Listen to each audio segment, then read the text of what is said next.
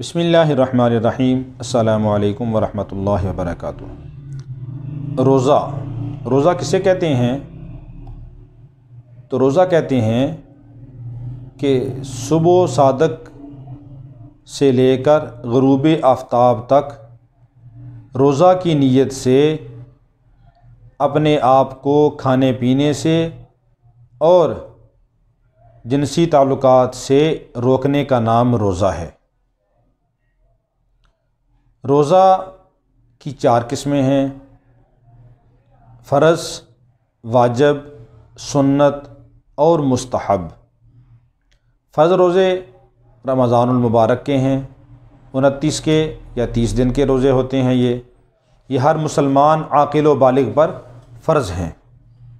بغیر کسی شرعی عذر کے رمضان کا روزہ چھوڑنا گناہ ہے، بلکہ حدیث پاک کے اندر آتا ہے کہ جو آدمی رمضان کا روزہ چھوڑ دے اور پھر پورا سال بھی روزہ رکھتا رہے تو رمضان کے روزے کا بدلہ نہیں بن سکتا۔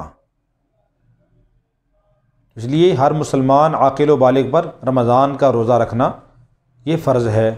مسافر آدمی ہو، شرعی سفر پہ جا رہا ہو، شرعی سفر جو تقریباً 78 کلومیٹر تک سفر کرنے کا ارادہ ہو اور سفر میں مشقت کا اندیشہ ہو تو پھر اس کے لیے گنجائش ہے کہ وہ روزہ نہ رکھے، بعد میں اس روزہ کی قضا کر لے۔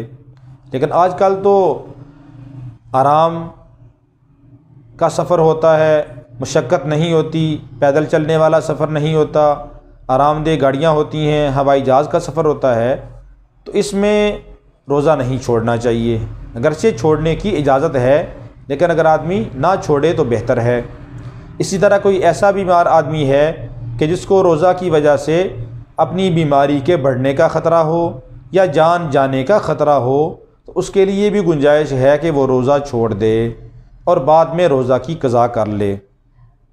اگر کوئی آدمی ایسا شیخ فانی ہے، اتنا بوڑھا ہے کہ اس کو اپنی زندگی میں روزہ رکھنے کی امید کوئی نہیں ہے، چھوٹے دنوں کے اندر جا کے بھی وہ روزہ نہیں رکھ سکتا، یا ایسا بیمار ہے کہ وہ چھوٹے دنوں تک انتظار نہیں کر سکتا کہ کیا پتہ موت آ جائے، یا چھوٹے دنوں کے اندر جا کے بھی، یعنی دسمبر جنوری کے دن چھوٹے ہوتے ہیں، ان دنوں میں جا کے بھی اس کے لیے روزہ رکھنا مشکل ہے، شوگر کا مریض ہے یا کسی ایسے مرض کا شکار ہے کہ جس کے اندر بار بار اس کو پانی کی یا بھوک پیاس کی حاجت ہوتی ہے، چھوٹے دنوں کے اندر جا کے بھی روزہ رکھنا مشکل ہو تو اس کے لیے بھی روزہ چھوڑنے کی گنجائش ہے، اور وہ چھوٹے دنوں میں بھی اگر نہ رکھ سکتا ہو تو پھر وہ فدیہ دے سکتا ہے۔ اسی طرح شیخ فانی کہ جس کو چھوٹے دنوں میں بھی جا کے روزہ رکھنا مشکل ہو وہ بھی روزے کا فدیہ دے سکتا ہے۔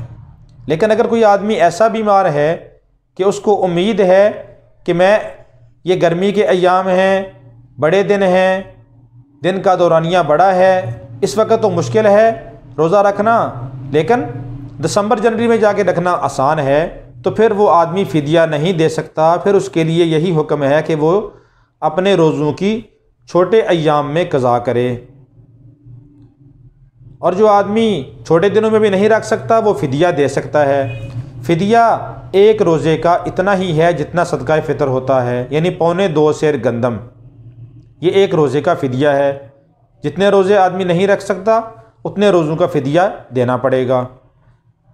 تو فرض روزہ یہ بلا عذر چھوڑنا سخت گناہ ہے۔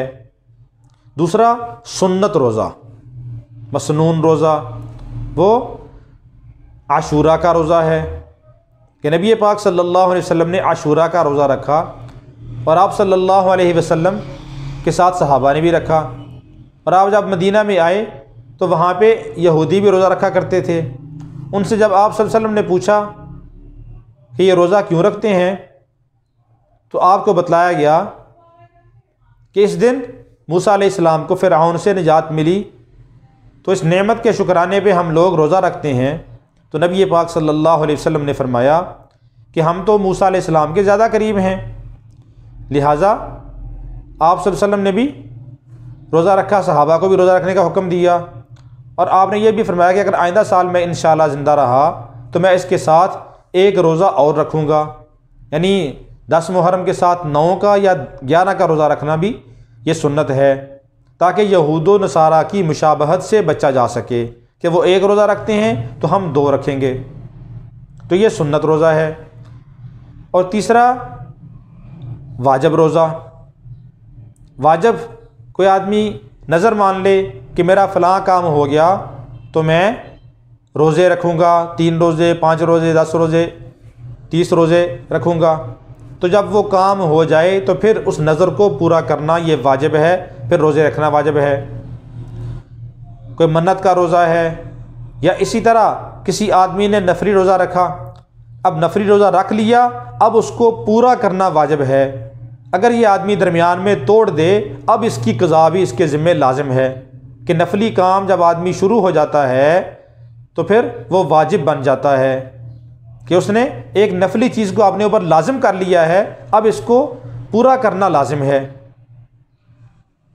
تو یہ واجب روزہ ہے۔ اور چوتھا ہے مستحب روزے۔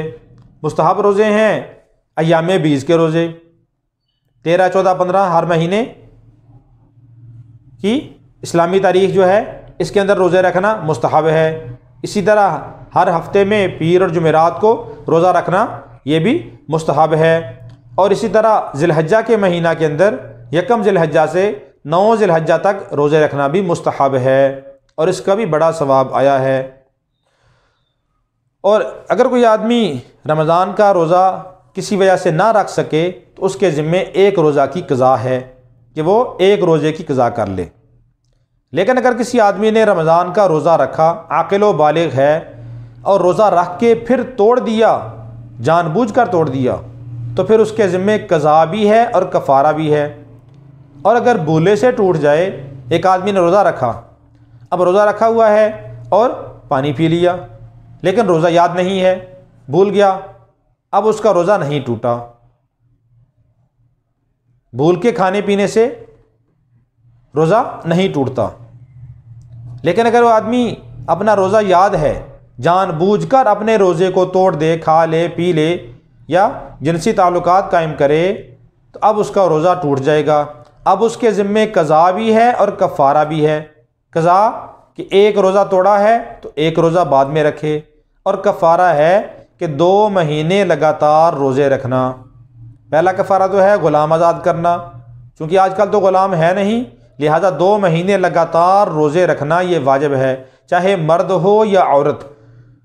مرد کے ذمے بھی لازم ہے، عورت کے ذمے بھی لازم ہے، 2 مہینے لگاتار اس میں 1 روزہ بھی نہ چھوٹنے پائے۔ ہاں اگر عورت ہے تو اس کے مخصوص ایام اگر آگے ہیں تو وہ بیچ میں نکال دیے جائیں گے، باقی بیچ میں اس کے علاوہ وہ روزہ نہیں چھوڑ سکتی۔ 2 مہینے لگاتار روزے رکھنا یہ واجب ہے، پھر اس کا کفارہ ہوگا۔ اور اگر کوئی آدمی ایسا بیمار ہے کہ اس کے لیے 2 مہینے لگاتار روزے رکھنا مشکل ہے تو پھر 60 مسکینوں کو 2 وقت کا کھانا یہ دینا ضروری ہے، یا ایک مسکین کو 60 دن کھانا دے دو، یا اس کی قیمت دے دو، جیسے فدیہ ہوتا ہے وہ فدیہ دے دو۔ لیکن پہلا ہے کہ آدمی کفارہ ادا کرے روزوں کے ساتھ، 2 مہینے لگاتار روزہ رکھے۔ لیکن اگر ماہر طبیب یہ بتاتا ہے کہ یہ آدمی 2 مہینے لگاتار روزہ نہیں رکھ سکتا، یہ اس کی بیماری بڑھ جائے گی یا جان جانے کا خطرہ ہے، تو پھر اس کا فدیہ دیا جا سکتا ہے، وہ قیمت کے ساتھ، دانوں کے ساتھ، کھانے کے ساتھ، جوتی کپڑے کے ساتھ، پھر اس کا فدیہ دیا جا سکتا ہے۔ اللہ رب العالمین ہم سب کو رمضان کے روزوں کی قدر کرنے کی توفیق عطا فرمائے، اور اہتمام سے رمضان کے روزے رکھنے کی توفیق عطا فرمائے۔